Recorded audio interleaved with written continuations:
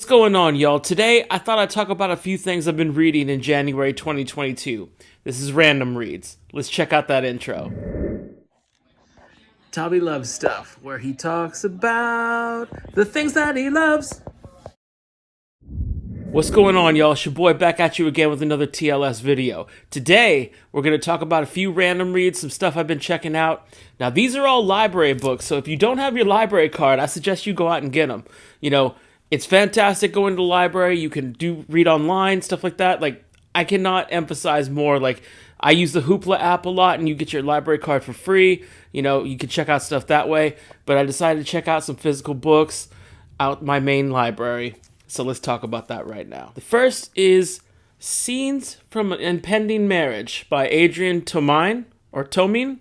And I read this about 10 years ago, to be honest with you, when it first came out, 2011, 2012, something like that. This is the first time I read it after having got married. Executive producer wifey and I got married a few years ago. And yeah, you think, you watch sitcoms and stuff like that and you think weddings aren't crazy, but they are. And, just the planning and everything, getting everything the way you want it. And this was no joke. I laughed a bunch of times at stuff they were going through, like picking a DJ or whatever, and, guest lists, stuff like that. It was fun, funny, a quick read. It was under 75 pages. Very cool cartoonist. Definitely recommend it. It was fun. Checked out this here. This is called Tales from La Vida, a Latinx comic anthology. It's a bunch of different artists. It felt like it was put out by a college or something like that, or a small printing press, because the beginning part looked like a textbook, but it had a bunch of different artists, a bunch of different styles. As you can see here, I'm kind of flipping through pages and showing you no two stories were the same. Everybody's was different. Mostly it was about their journey through comics, or how they got where they are, or what drew them to comics, stuff like that, which is super cool. And it was a fun read. Some stories were very detailed. Some were just, one or two panels. But yeah, I definitely like this. Support my Latinos in comics.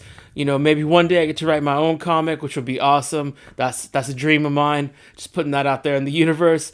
But yeah, this was definitely a cool read. If you can find it, definitely check it out. Check your library, see if they got it. Boy couldn't forget about his superheroes, his capes and cowls and all that. This is Batman Europa from Brian Azzarello and a bunch of different artists. I remember this is a couple years old, but back in the day I bought the first issue. Thought it was cool, but I can't really keep up with single issues. I wait for the trades. And then when I saw this, I was like, oh, I remember that story. And I checked it out, and I gotta say it was just all right. The artwork was fantastic. I'm gonna show you a little bit right here of it was painted. It looked like paintings and stuff like that, and it would look cool. The story, I felt like there was more to tell. Seemed like it was going to be an 8-issue miniseries that they said, you know what, we're just going to give you 4 issues. So the last issue kind of wrapped it up super quick, a little too quick for my liking. I thought they could have drawn it out a little bit more. Batman and the Joker team up in this one. Yeah, you heard me. They team up. They ain't against each other. Well, a little bit, but they're mostly teaming up, and you see that weird dynamic. And, like I said, it was just all right because it wrapped up so quickly. The main villain is a good one, a villain I like, but, it was just all right. And that's the thing about, getting library books and stuff. They free, yo, they free. So, I would have been a little disappointed had I paid for this. But since I didn't, and it was just an okay story, I didn't feel too ripped off, you know what I'm saying? Marvel's gonna get some love from your boy, you know that if I'm checking out books. This is The Punisher by Greg Rucka. Greg Rucka's a fantastic writer. I've enjoyed his work before, countless times, and this was no different. For some reason I felt like reading some Punisher, some gritty, blood and guts stuff and whatever, but, this is volume 3. I thought I was grabbing a volume 1, but your boy needed to get his eyesight checked, I guess.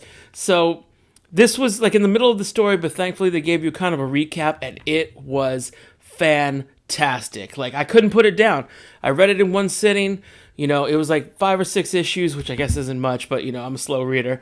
But I enjoyed it. It was a great story. It was a self-contained story, and fantastic. Greg Rucka, dope writer. Next up, we have Jessica Jones by Brian Michael Bendis. This, I had the first issue way back in the day, a couple years ago when this came out. It's not back in the day, but you know what I mean. And it just seems like a lot longer with all that's been happening. Am I right? Anyway, I had the first issue. I thought it was cool, but like I said, I can't keep up with single issues. Saw this and said, oh man, I remember that series. The same thing I did with Batman Europa. It's probably around the same time, to be honest with you. But I read this. It had the first 6 issues, and it was incredible. Like, I didn't even really watch the Jessica Jones Netflix show. I think I saw the first episode. And it was cool, but like for some reason I didn't keep up with the Netflix shows, and we'll have to go back and check it out. But this was great, man. Like, I don't want to give away any spoilers, but it was fantastic. You know, it had a bunch of layers. The characters seem, you know, comfortable in their skin. It's not like we were getting introduced to them for the first time. You know, Jessica Jones had her own series with Alias and stuff, which I never read, which I should go back and check out.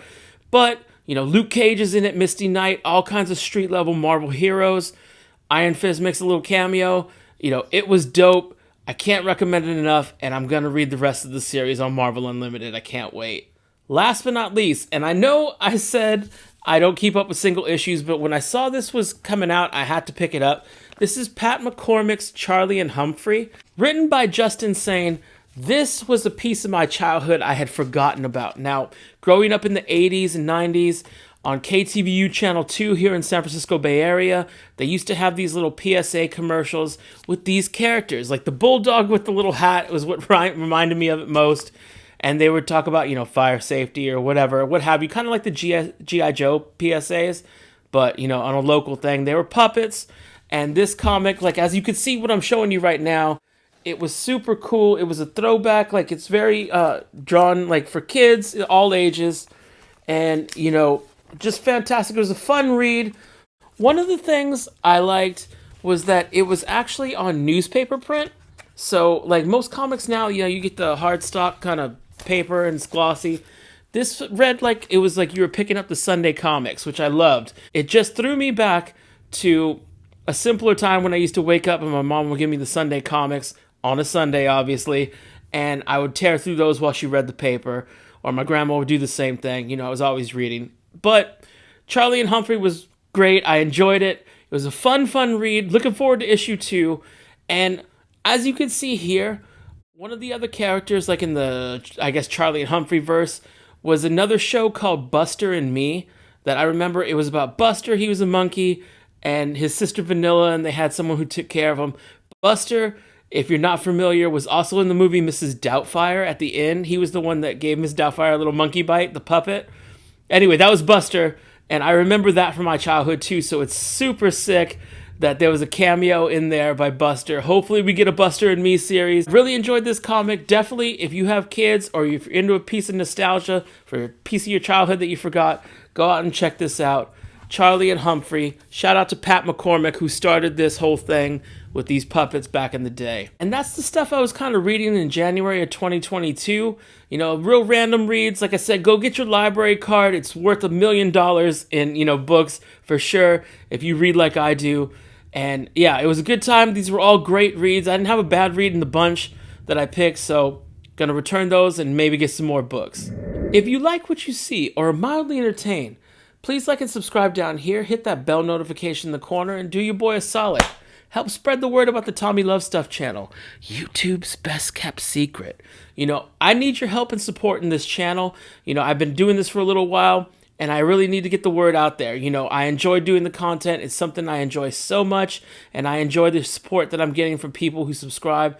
Just need you to help spread the word so more people know about this. More people can talk comics with us, talk pop culture, wrestling, food, snacks, all that good stuff that you enjoy on the channel. You know, just help me spread the word just a little bit, and I appreciate your help in doing so. If this is your first time watching, thank you for letting me entertain you. If this is your 50th, 60th, or 100th time watching, I appreciate you just as much, if not more so. Come back again, and we're going to have another video real soon. Till then, this has been another Tommy Love Stuff video.